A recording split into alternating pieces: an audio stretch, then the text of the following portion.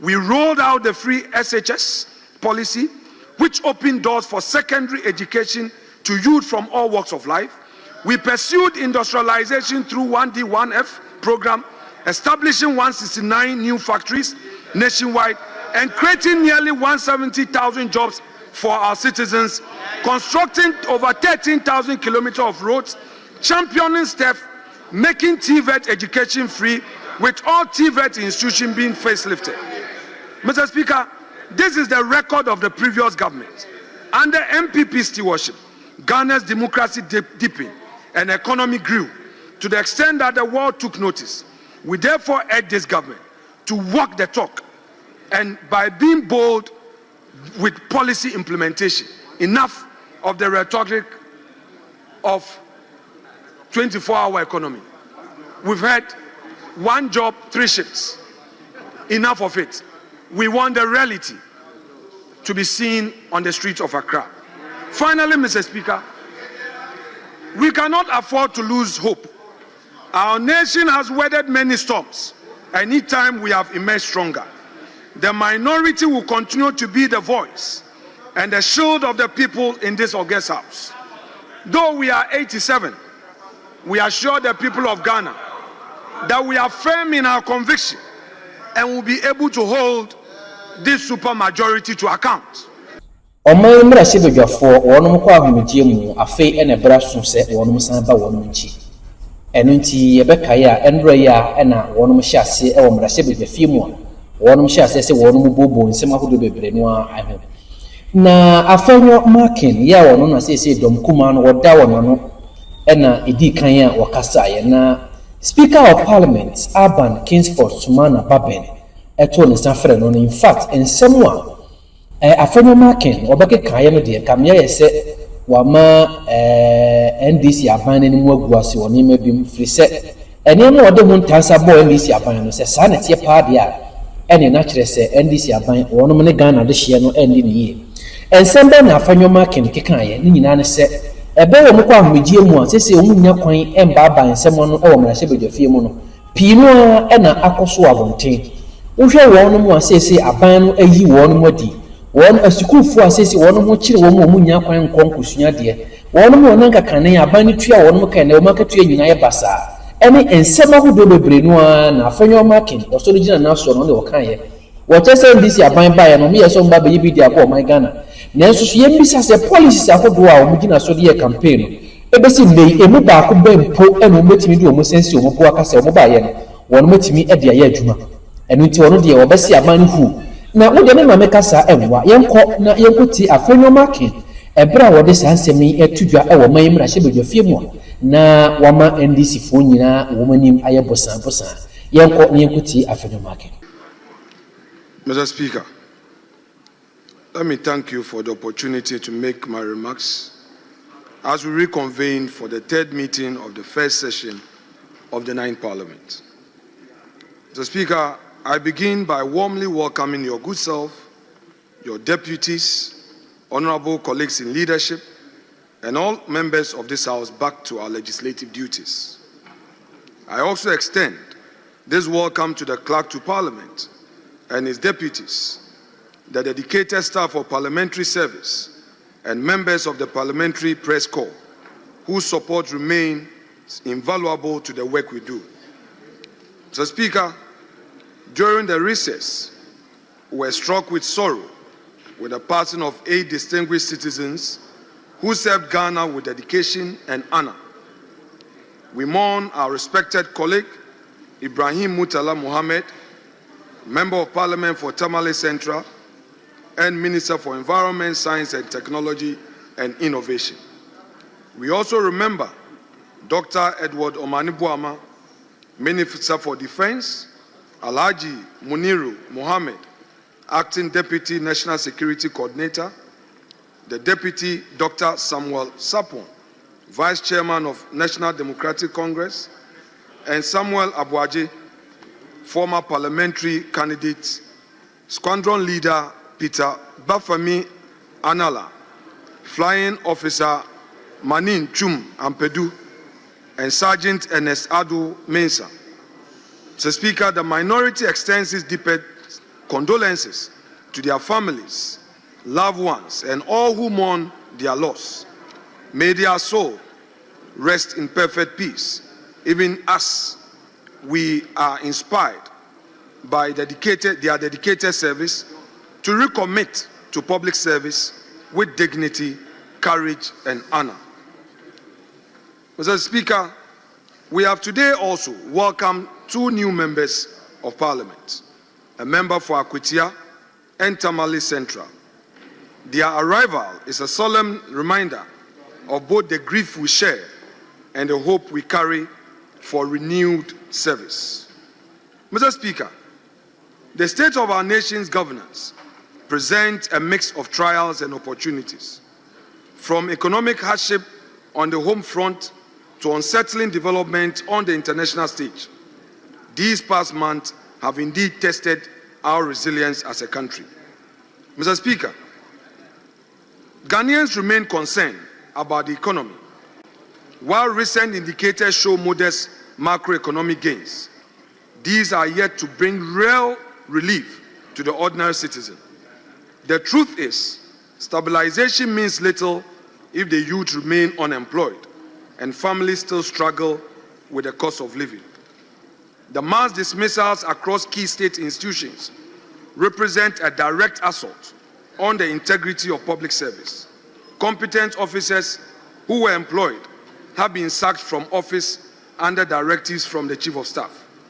These dismissals were carried out without due process, without cause, and in clear violation of constitutional and statutory provisions. These are politically motivated acts that undermine professionalism, weaken state institutions, and erode public confidence in governance. The recent labor unrest whilst we were on break shows a clear public discontent. Over 200 junior doctors have worked for 10 months without pay, and more than 800 remain unposted.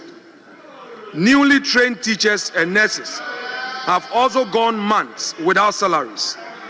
These are the stories of hardship people face. A government that fails to pay its frontline workers cannot claim to care for its people. Mr. Speaker, it must be emphasized that the MPP government, whilst in office, initiated the 1D1F.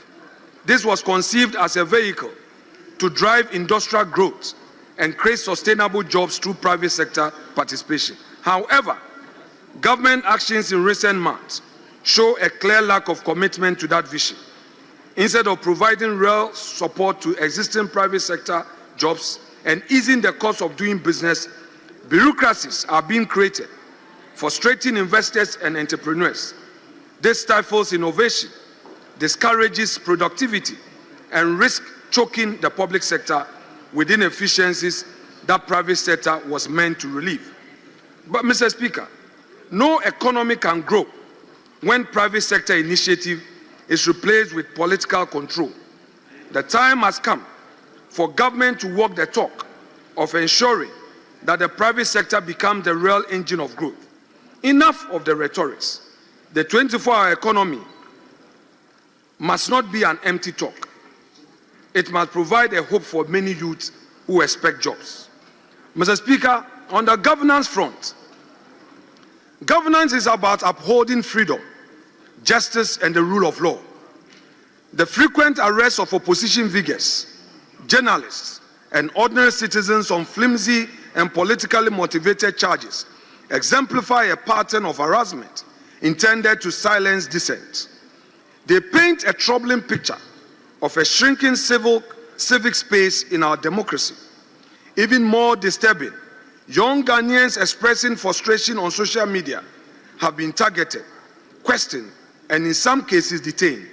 The question we ask as a minority is this the reset we were promised, or an era of regression into intolerance? Mr. Speaker, the case of David Afo-Kojo-Pra, a young man known on social media as Kwame Nkrumah #2, highlights the disturbing double standards in how justice is applied. After a live stream on social media, he was swiftly arrested, prosecuted, and sentenced to 7 months in prison. Much as the law must be applied, we must ask, is the state equally swift when government-affiliated individuals commit similar or worse infractions? Not long before this incident, during the Akwetia by-election, the NDC National Vice Chairman, Sofo Azoka, openly declared that there will be by-election in my constituency. That was a threat, plain and simple. Unlike in the case of Kwame Nkrumah II, the police have not taken action. Mr. Speaker, why is there no urgency on this matter? Why the speed in one case and silence in another? Justice must be seen to be done.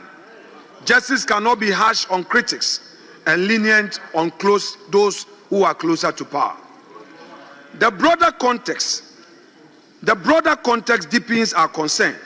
Mr. Speaker, on the 8th of September, the Bono Regional Chairman of the New Patriotic Party, Mr. Kwame Bafo Abronye, popularly known as Abronye DC, was arrested and detained on charges that appear politically motivated.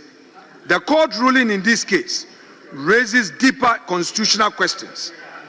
In delivering judgment, the presiding judge, His Lordship Akwa, cited George Orwell's Animal Farm, observing that, quote, all men are equal, but some are more equal than others, unquote, and went on to quote the late President Robert Mugabe, purportedly, quote, I can assure you of freedom of speech, but cannot assure you of freedom after speech, end quote.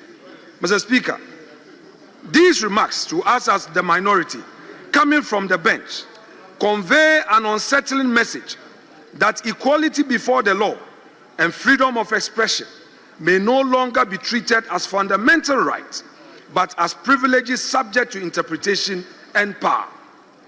Such reasoning, if left unchecked, sets a worrying precedent for democratic governance and judicial independence. The use of Orwell and supposed quote from Mugabe to rationalize the restriction of free speech undermines the spirit of our Constitution, which guarantees every citizen the right to express opinion without fear of reprisal. Ghana's courts have long stood as the last line of defense for liberty, and any departure from that role risks eroding public confidence in justice itself. The minority, therefore, finds this trend dangerous and calls for restraint, reflection, and a renewed commitment to fairness, equality, and the true meaning of freedom under the rule of law. Mr. Speaker, the minority registers its unequivocal objection to the removal of the Chief Justice, Mrs. Gertrude Araba Esaba Saki Tokonu.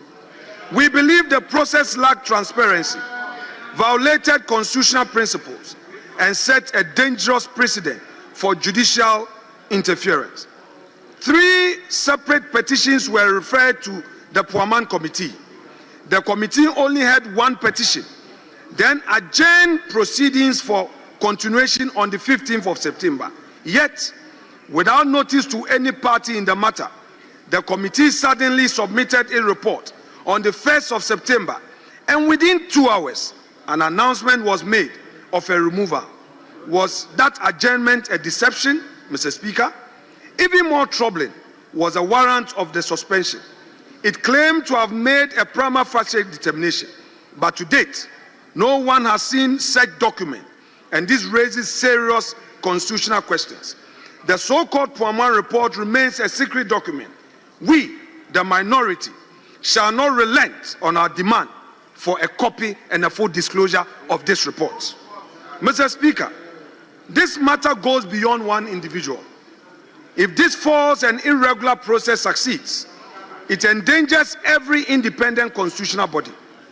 The Auditor General, the Electoral Commission, the National Commission for Civic Education, and even the Public Services Commission could be targeted next under the same Article 146 procedure. The question that must even be asked, that when a person is removed as a Chief Justice, does he or she remain a Justice of the Supreme Court? This will destroy the safeguards of accountability and erase the principle of probity from our governance. If judicial independence can be manipulated in this manner, we should not expect free or credible elections in future. Mr. Speaker, the judiciary is the last line of defense for our democracy, and any act that undermines its independence strikes at the heart of our constitutional order. The minority will resist any attempt to compromise the sanctity of the judiciary. Ghana's institutions must be protected from political manipulation, and we will not sit idly by while dangerous precedents are set. On the issue of illegal mining, we, the minority, are of the view that this represents one of Ghana's gravest governance challenges that has persisted across successive governments and which has escalated into a full-blown national crisis is the menace of illegal mining, popularly known as galamsey. The devastation caused by galamsey to our environment, water bodies, and public health cannot be overstated. Even as we convene today, Mr. Speaker, our rivers run brown with pollution. Vast tracts of once fertile land lies carried and toxic, and many of our citizens in mining communities face illness and danger from poisonous chemicals. We have talked about illegal mining for years, yet the problem has only grown worse. Time for mere talk is over. We need decisive, visionary action now to save our country's future from disaster. Not long ago, we were warned. One such early warning came in 2010 when investigative journalist Anas Arimayew Anas released a documentary exposing the dark underbelly of galamsey. That expose, part of the Africa Investigate series, shone a light on the tragic consequences of illegal mining that were already evident back then. The documentary recounted how in June 2010, a galamsey pit near Dunkwa Onofin flooded, killing an estimated 150 people in a single disaster. It showed the rampant corruption and complicity that allowed galamsey to flourish, including officials meant to enforce the law taking bribes to look the other way. It highlighted the environmental havoc being unleashed, rivers poisoned with mercury, cyanide and other toxins, local communities suffering flooding and pollution, fishermen and farmers losing their livelihood. Anas's work in 2010 was an early warning alert for our nation. Then again in 2015, Finance Minister Honorable Setekpe again brought this up at the Finance Committee hearing in Parliament when discussing reasons for the declining cocoa production in Ghana. Tragically, Mr. Speaker, those warnings were not heeded with the urgency and seriousness they deserved. Fast forward, today, the nightmare scenario is upon us. Just last month, new study by Pure Earth and Ghana's own EPA, Environmental Protection Agency, revealed terrifying data about toxin levels in mining communities. In some areas, mercury contamination in the soil is 134 times above safe levels, and arsenic concentration are over 4,000% higher than what the WHO deems safe. These poisonous metals are seeping into the water, into food crops, into the very bodies of our people. Doctors are reporting an uptick in children from mining areas developing kidney disorders and even finding mercury pellets in their x-rays. Children, Mr. Speaker, now require dialysis because of the poisonous fruits of galamsey. Our nation's future is being sickened and stunted. Mr. Speaker, despite being Ghana's top gold producer, the surge in unregulated small-scale mining has created an underground economy that drains national resources and benefits criminal networks. In just 8 months this year, Small-scale gold exports surged to over $6.3 billion, according to the CEO of Ghana Gold Board. However, much of this trade is believed to be illicit. The state loses billions in revenue while communities suffer environmental devastation. The minority stands with all Ghanaians, calling for decisive action. We welcome the advocacy from civil society and religious leaders, and we support real solutions from tougher laws to sustainable alternatives. Mr. Speaker, we must also admit that the situation has worsened since this government came into office. At the 2025 May Day celebrations, organized labor, speaking through its Secretary General, confronted this matter with deep disappointment that the Galamsey menace has worsened under the watch of this government, barely 5 months into its administration. TUC's position was again echoed by the acting Chief Justice, Justice Paul Bafuboni, at the GBA conference in Wa, where he also described the crisis as worsening. Mr. Speaker, when Labour and the judiciary raise their voices together, we must listen because these are not partisan voices. Mr. Speaker, the time to act is now. If we fail to protect our rivers, land and communities, we risk failing an entire generation. Mr. Speaker, during the recess, a foreign policy development came to light regarding an agreement between the government of Ghana and the United States to accept some deportees. Mr. Speaker, the agreement of such magnitude, in our view, and we respectfully submit, should be subject to the parliamentary scrutiny under Article 75 of the 1992 Constitution. We therefore demand that this arrangement be brought before Parliament for ratification. Ghana's foreign policy must never be conducted in secrecy, nor should we compromise our sovereignty for expediency. We urge the government to always place Ghana's dignity first and ensure that any international agreement reflects our values and command the confidence of the Ghanaian people.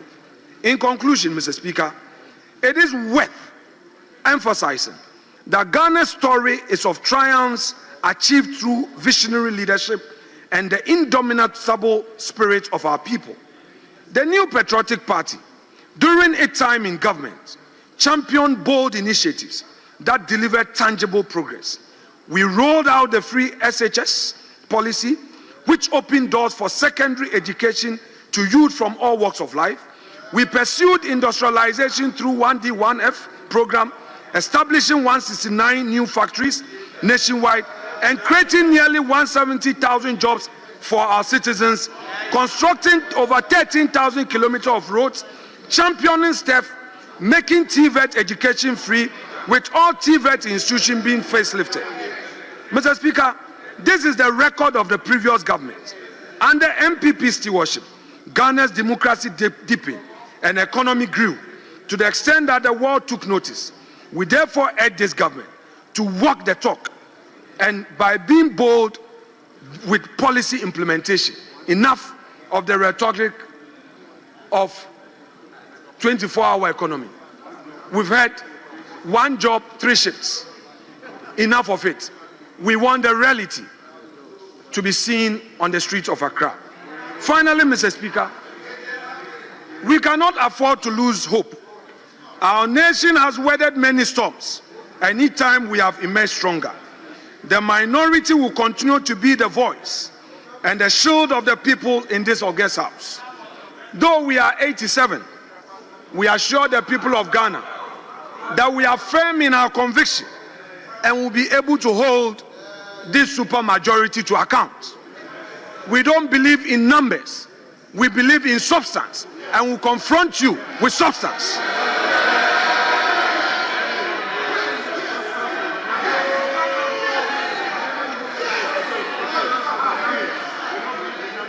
Mr. Speaker, we are a proud, mighty few. Mr. Speaker, we are a proud, mighty few who will speak truth to power and work tirelessly Mr. Speaker, guided by discipline, hard work, and our faith in God. And Mr. Speaker, and inspired by your own hard work, when your party lost in 2000, you led a charge with fewer numbers, and within a short period, you made progress. We also inspired by what we saw in 2016, said that by 2020, your side had made progress. We believe in that same dream that come 2028, the minority will be the majority. Mr. Speaker, let us all be in President Akufo-Addo's words, be citizens, not spectators. Mr. Speaker, I thank you so much for your kind audience, and I thank colleagues for indulging.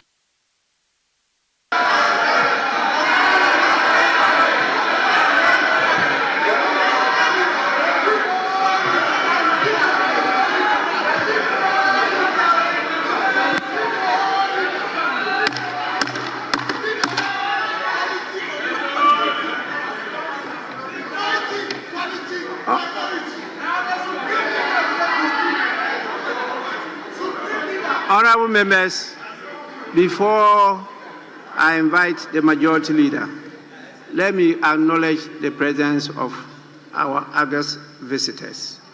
I think they just give an indication some have to move to do other businesses. We have 3 groups of visitors from the following constituencies: Sanerigu, Akwatia, and Tamale. So we have Tamale Senior High School, my alma mater, led by one Chris Avia, who is the board chairman of the school. There are 60 in numbers, 60 of them all the way from Sanerigu. Please, you are welcome. I spent some years in your constituency to educate myself at the Tamale. That time we called it secondary school, not senior high. So we are happy to have you here to see what we do here. Thank you so much for taking the trouble to come down. And I'm sure your student parliament will learn a lot from this and join that so that you grow up with this culture. You are most welcome. Please, you may resume your seats. We have constituents from Akwatia constituency, led by the district chief executive, Honorable Umar Ahmed. They are 82 in number. 82 in number. I think they have moved out. They moved out, I'm sure, because after we saw in the MP, they decided to follow the